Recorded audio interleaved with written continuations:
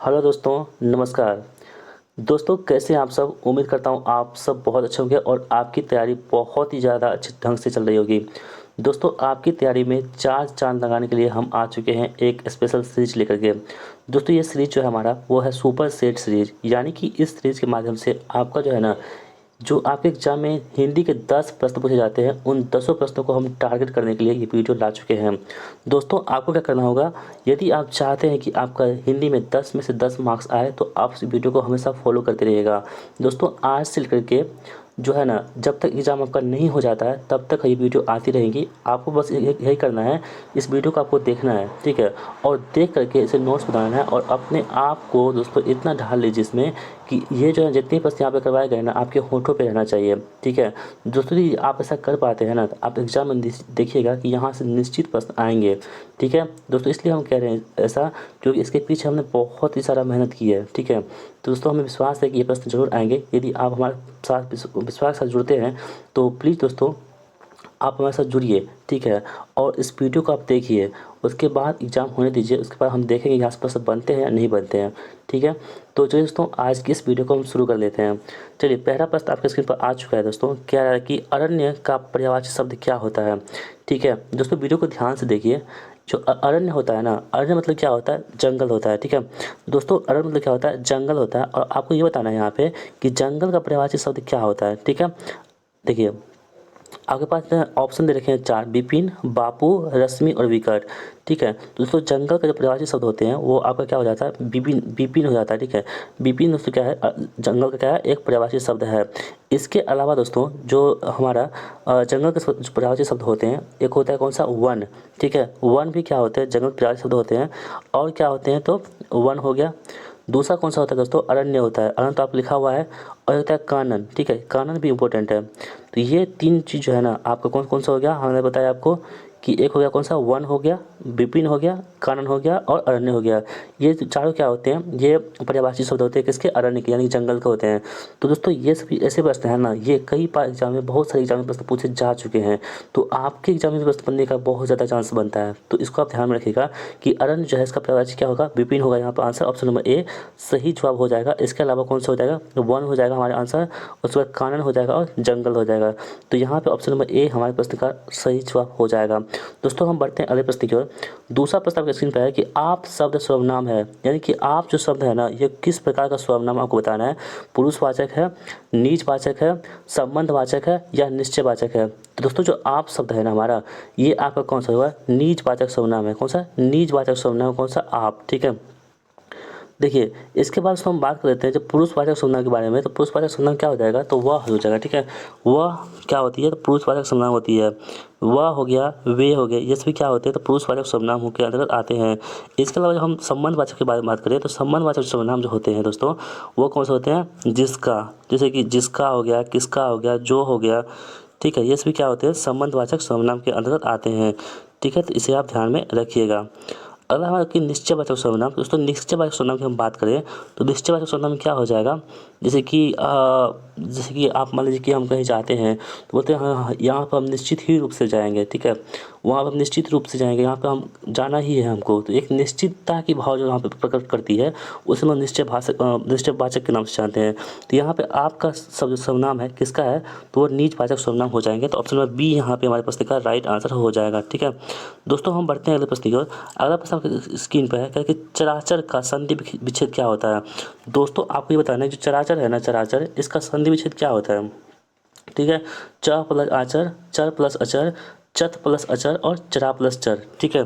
तो दोस्तों, इन 4 ऑप्शन से आपको बताना है क्या इसका आंसर सही होगा। देखिए दोस्तों, जो चराचर होता है ना, इसका जो संधि विच्छेद होता है वो क्या होता है? चर प्लस अचर। यदि चर प्लस अचर को हम जब जोड़ते हैं तो क्या बनता है हमारे पास? चराचर बनता है, ठीक है? तो ऑप्शन में जो बी है हमारे पास दिखा यहाँ पे सही जवाब हो जाएगा, ठीक है? तो ऑप्शन में बी यहाँ पे राइट आंसर है। दोस्तों, ऐसे ही प्रश्न आपके एग्जाम में प्रश्न पूछे जाते हैं, तो आप बिल्कुल ध्यान से इस वीडियो को देखते रहिए। दोस्तों, वीडियो जो है, यदि आपको इसके पीडीएफ प्राप्त करना है ना, तो टेलीग्राम से जुड़ना होगा। और टेलीग्राम का लिंक हमने इसी वीडियो के डिस्क्रिप्शन बॉक्स में दे रखी है, और जो हमारा कमेंट बॉक्स है वहाँ पर हमने पिन करके रखी है। दोस्तों, जो पीडीएफ है ना, इस पर पासवर्ड लगा हुआ है, ठीक है। बिना पासवर्ड के आप इस पीडीएफ को नहीं खोल सकते हैं दोस्तों, क्योंकि हमने इसे बहुत मेहनत से बनाई है, तो हम चाहते हैं कि आप इसको ध्यान से देखिए दोस्तों। पासवर्ड का जो पहला अंक हमारा है वो कौन सा है, यू, कैपिटल यू है, ठीक है। जो अंग्रेजी का अक्षर होता है यू, ये कौन सा है, पीडीएफ का पहला जो है पासवर्ड है, इसे बिल्कुल ध्यान में आप रखिएगा दोस्तों। अगला हमारा क्वेश्चन है, परमो परमो ओजस्वी का संधि विच्छेद क्या होता है दोस्तों। बताना है आपको कि परमो ओजस्वी का संधि विच्छेद क्या होता है। परमो प्लस ओजस्वी, परमा प्लस ओजस्वी, परम प्लस ओजस्वी और परा प्लस ओजस्वी। तो दोस्तों इसका राइट आंसर होगा परम प्लस ओजस्वी, ठीक है। परमो ओजस्वी का क्या होता है, संधि विच्छेद परम प्लस ओजस्वी होता है। ऑप्शन नंबर सी क्या होगा यहाँ पे, बिल्कुल सही जवाब हो जाएगा। बढ़ते हैं अगले प्रश्न की ओर। क्या है कि अन्वेषण में कौन संधि है, ठीक है। दोस्तों जो अन्वेषण होता है इसमें कौन सी संधि आपको बताना है, यन संधि, वृद्धि संधि, गुण संधि और दीर्घ संधि। तो अन्वेषण में दोस्तों कौन सी संधि होती है आपको बताना है, ये होगा कौन सा, यन संधि, ठीक है दोस्तों। इसके अलावा जो वृद्धि, कुछ उदाहरण जान लेते हैं, जैसे कि मान लीजिए वृद्धि संधि, तो वृद्धि संधि के उदाहरण कौन कौन से हो जाएगा, तो जैसे सदैव हो गया, ठीक है। सदैव क्या होते हैं, तो वृद्धि संधि के उदाहरण होते हैं, कौन सा, सदैव।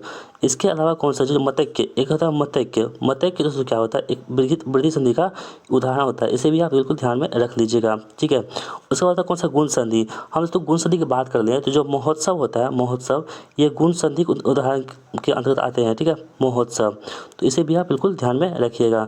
इसके अलावा दोस्तों दीर्घ संधि जो है, हम बात करें दीर्घ संधि का, तो जो एक रविंद्र आता है, ठीक है, रविंद्र हो गया कौन सा, एक जो रविंद्र नाम है, तो ये भी क्या आते हैं, दीर्घ संधि के अंतर्गत आते हैं। इसके अलावा जो संग्रहालय होते हैं ये भी क्या होते हैं, दीर्घ संधि के अंतर्गत आते हैं। तो यहाँ पे आप देख पा रहे हैं दोस्तों कि हम एक प्रश्न में से कई प्रश्नों को हमने यहाँ पे कवर कर लिया है, ठीक है। तो इस प्रकार आप क्या कीजिएगा, नोट्स बनाते चलिएगा, ठीक है। तो दोस्तों यहाँ पे क्या होगा, अन्वेषण का संधि विच्छेद क्या हो जाएगा, यन संधि का उदाहरण है कौन सा, अन्वेषण। तो ऑप्शन नंबर ए यहाँ पे हमारे प्रश्न का राइट आंसर हो जाएगा, ठीक है। बढ़ते हैं प्रश्न की ओर। कह रहा है कि गजानन कौन सा समास है, यानी कि दोस्तों गजानन में कौन सा समास है आपको बताना है।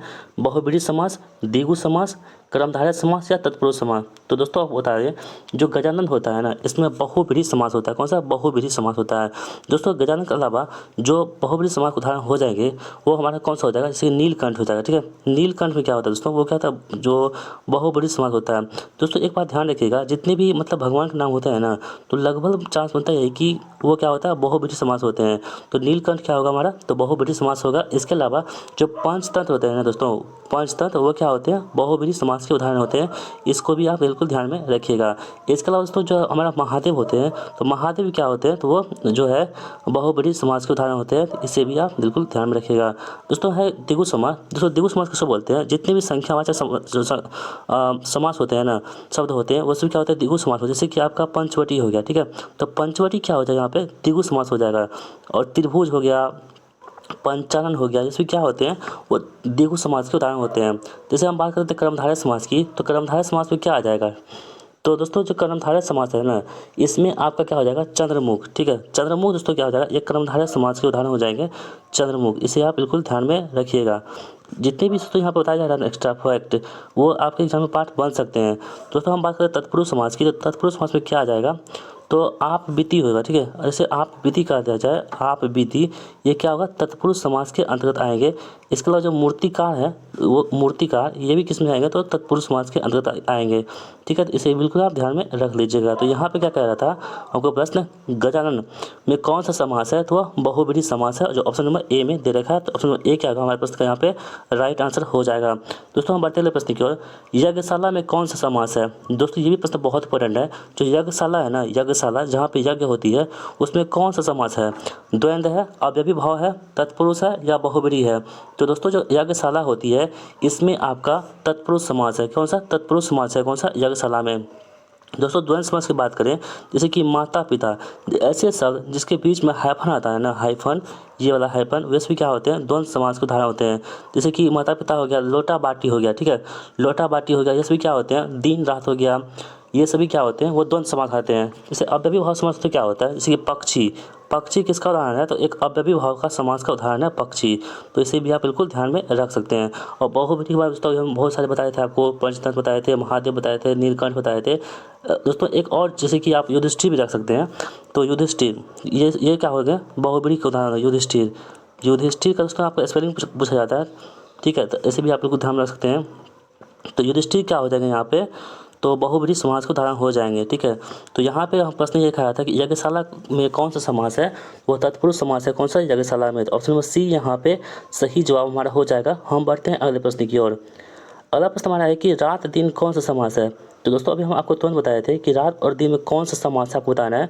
द्वंद्व है, बहुब्रीहि समास है, अव्ययीभाव समास है, तत्पुरुष समास है।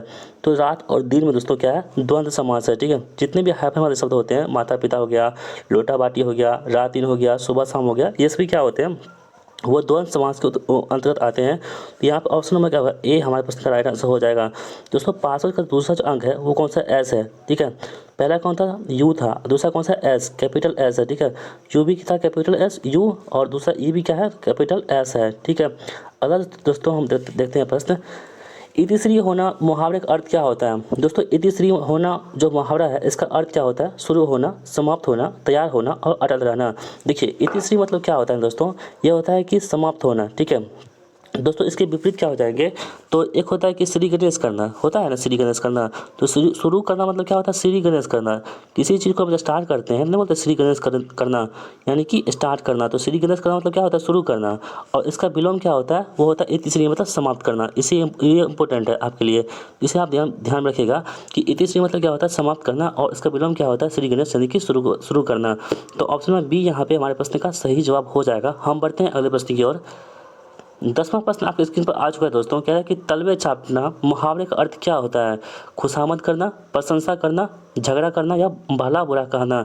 देखिए मतलब खुशामद, इसका मतलब क्या होता है? तलवे चाटना मतलब होता है कि खुशामद करना। जैसे कि हम आप खुशामद करते हैं, वीडियो को लाइक कर दीजिएगा। ठीक है, तो दोस्तों आपको वीडियो पसंद आ रही है तो वीडियो को लाइक कर दीजिए। हम क्या करते हैं? आपको खुशामद करते हैं, लेकिन आप लोग क्या करते हैं? लाइक नहीं करते हैं। तो कोई बात नहीं दोस्तों, लाइक मत कीजिए, कोई दिक्कत नहीं हमें, आप बस पढ़ते रहिए। तो तलवे चाटना मुहावरे का अर्थ क्या होता है? तो तलवे चाटना मुहावरे का अर्थ होता है खुशामद करना। किसी से हम कहते हैं खुशामद करना, मतलब कोई भी चीज़ हम किसी से मांगते हैं कि प्लीज़ हमें दे दीजिए, हमें दे दीजिए, रिक्वेस्ट करना, उसे बोलते हैं तलवे चाटना या खुशामद करना। तो यहाँ पे ऑप्शन नंबर ए जो है इस प्रश्न का बिल्कुल सही जवाब हो जाएगा। ठीक है, तो दोस्तों हम बढ़ते हैं अगले प्रश्न की ओर। अगला प्रश्न आपके स्क्रीन पर आ चुका है। कह रहा है कि ढोल पीटना मुहावरे का अर्थ क्या होता है? तो दोस्तों ढोल पीटना जो मुहावरा है इसका अर्थ क्या होता है बताना है। बहुत लाभ होना, जोर से कहना, भाग्य पलटना और इधर उधर भटकना। ठीक है दोस्तों, ढोल जो पीटना होता है इसका मुहावरे का अर्थ होता है जोर से कहना। हम बोलते हैं कि तुम ढोल काहे पीट रहा है, यानी कि किसी को बर्बाद हो जाता है दोस्तों, मतलब कोई भी आदमी जो है कोई गलत काम कर देता है या किसी कारणवश से उसकी मतलब हानि हो जाती है या किसी को प्रकार से वो जो है बहुत ज़्यादा दुखी हो जाता है, तो लोग उससे क्या करते हैं? ढोल पीटते हैं, उसकी बर्बादी का नज़ारा देखते हैं, उसका मतलब मजाक उड़ाते हैं। तो ऐसा हमें कभी नहीं करना चाहिए। तो दोस्तों ढोल पीटना मतलब क्या होता है? जोर जोर से कहना, जोर से कहना। तो यहाँ पर ऑप्शन नंबर बी जो है इस प्रश्न का बिल्कुल सही जवाब हो जाएगा। ठीक है, बढ़ते हैं दोस्तों अगले प्रश्न की ओर। 12वां प्रश्न आपके स्क्रीन पर आ चुका है। क्या है कि चक्रपाणी में कौन सा समास है? बहुब्रीहि समास, द्वंद्व समास, द्विगु समास, इनमें से कोई नहीं। तो दोस्तों चक्रपाणी जो है ना इसमें आपका बहुब्रीहि समास हो जाएगा। कौन सा? बहुब्रीहि समास। दोस्तों आपको क्या बताया था, जितने भी लगभग भगवान के जो नाम होते हैं ना वे सभी क्या होते हैं? बहुब्रीहि समास के अंतर्गत ही आते हैं। ठीक है, तो दोस्तों पीडीएफ का तीसरा जो अंक हमारा है वो है 7। ठीक है, कौन सा है? 7 है, इसे आप ध्यान में रखिएगा। अगला दोस्तों प्रश्न हमारा है कि कमल नयन में कौन सा समास है? दोस्तों ये भी प्रश्न बहुत ही ज़्यादा इंपॉर्टेंट है। जो कमल नयन है ना इसमें कौन सा समास आपको बताना है? अव्ययीभाव समास, तत्पुरुष समास, कर्मधारय समास या द्विगु समास। ठीक है दोस्तों, कमल नयन है ना इसमें आपका कौन सा हो जाएगा? तो कर्मधारय समास हो जाएगा। ठीक है, ऑप्शन नंबर सी क्या आएगा इस प्रश्न का बिल्कुल सही जवाब हो जाएगा। दोस्तों हम बढ़ते हैं अगले प्रश्न की ओर। दोस्तों 14वां प्रश्न आपके स्क्रीन पर आ चुका है। कह रहा है कि प्रेम निगमन किस समास का उदाहरण है? दोस्तों आपने ऐसा वर्ड कभी नहीं सुना होगा, लेकिन आपके एग्जाम में ऐसे ही जो क्वेश्चन पूछ लिए जाते हैं तो आपको लगता है कि कहाँ से पूछ दिया। ठीक है, तो ऐसे प्रश्न के लिए आप तैयार रहिए हमेशा। कह रहा है कि प्रेम निगमन किस समास का उदाहरण है? तत्पुरुष समास का, बहुब्रीहि का, द्वंद्व का और कर्मधारय का। तो दोस्तों इसका सही क्या आंसर क्या होगा? तत्पुरुष समास, यानी कि प्रेम निगमन जो है वो क्या है? तत्पुरुष समास के उदाहरण है। ऑप्शन नंबर ए यहाँ पे हमारे प्रश्न का राइट आंसर हो जाएगा। दोस्तों बढ़ते हैं अगले प्रश्न की ओर। और दोस्तों आज की इस वीडियो का लास्ट प्रश्न हमारा होगा, जगन्नाथ का संधि विच्छेद क्या होता है? जगत प्लस नाथ, जगत प्लस नाथ, जग प्लस नाथ और जगत प्लस अनाथ। ठीक है दोस्तों, इसका सही जवाब क्या होगा? जगत प्लस नाथ, यानी कि ऑप्शन नंबर बी जो दे रखा है जगत प्लस नाथ, ये क्या होगा? हमारा जगन्नाथ का संधि विच्छेद होगा। ठीक है, तो दोस्तों इस प्रकार जो है इस वीडियो को हम यहीं समाप्त करते हैं। दोस्तों ये प्रैक्टिस सेट नंबर 1 था जिसमें हमने आपको 15 प्रश्नों बताए हैं। अब आपका दोस्तों ये काम रहा कि इन 15 प्रश्नों में से आपका कितना स्कोर आ रहा है, अपना स्कोर हमें कमेंट बॉक्स में जरूर बताइएगा दोस्तों, जिससे कि हमें ये पता चल पाए कि आपकी तैयारी कितनी हो पाई है और हमें किस तरह के क्वेश्चन लाने की ज़रूरत है। जितना इसको दोस्तों मैक्सिमम आएगा तो हमको लगेगा कि आपकी तैयारी हो चुकी है, तो हम क्वेश्चन के लेवल को थोड़ा सा अप करेंगे। यदि आपका स्कोर मॉडरेट रहेगा तो हम थोड़े क्वेश्चन को क्या करेंगे, मॉडरेट लाएंगे, ठीक है। तो दोस्तों पीडीएफ का जो लास्ट अंक हमारा है वो कितना है, 5 है, ठीक है। तो यदि आपने वीडियो को अभी तक देखा है तो आपको चारों जो अंक मिल चुके हैं आप उसे नोट डाउन कर लीजिएगा। जब हम टेलीग्राम पे पीडीएफ शेयर करेंगे तो आप वहाँ पर के ये जो है मतलब पासवर्ड डाल करके पीडीएफ को आप आसानी से पढ़ सकते हैं, ठीक है। तो आई होप दोस्तों आपकी वीडियो पसंद आई होगी। दोस्तों यदि आपको हमारी वीडियो पसंद आती है तो वीडियो को लाइक कर दे कीजिएगा और इस वीडियो को अपने दोस्तों अपने प्यारों मित्रों में शेयर कर दीजिएगा। तो दोस्तों मिलते हैं नेक्स्ट प्रैक्टिस सेट के साथ, तब तक के लिए जय हिंद, वंदे मातरम।